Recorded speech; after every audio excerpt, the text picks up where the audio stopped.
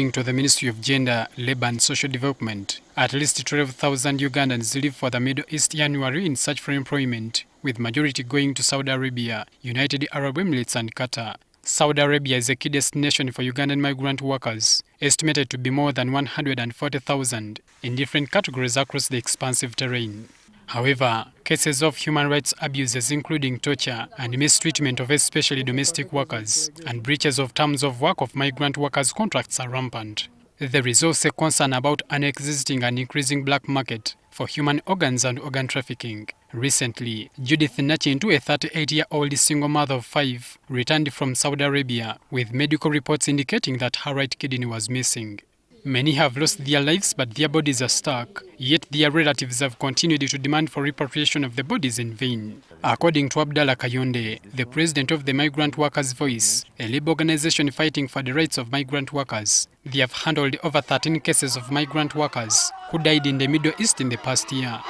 Similarly, Maria Mwiz of the Overseas Workers Voice says he has executed 11 cases of similar nature, yet the biggest number is either unreported or unnoticed. But there are other cases that they don't come through our offices. Kayonde says such violations stem from lack of observation of human rights and international labor standards by most Arab countries.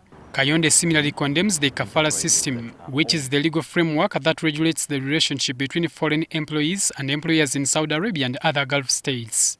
The kafala or sponsorship system gives private citizens and companies almost total control over migrant workers' employment and immigration status. Have a system that ties them as slaves and cannot give them liberties. Someone tells a girl that, without this exit visa, you cannot go anywhere. In December 2017, Uganda signed 2 bilateral agreements with the Kingdom of Saudi Arabia to facilitate safe labor migration and a conducive working environment for migrant workers. However, Abdallah Kayonde says that this agreement remained on paper and was never implemented. From 23rd to 28th January, the Minister of Gender, Labour and Social Development, Betty Amongi, led a delegation to Saudi Arabia to assess the status of implementation of bilateral labor agreements between Uganda and Saudi Arabia.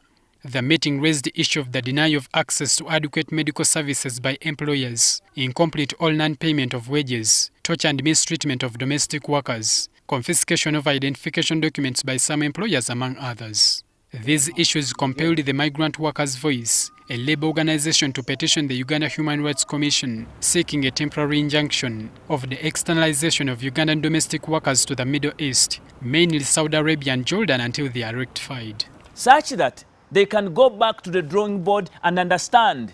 They go to class and understand what the principals guide them to do. The problem of youth unemployment in Uganda stands at about 70%, and this explains why many migrate to Middle East in search for job opportunities. Gov't, NTV.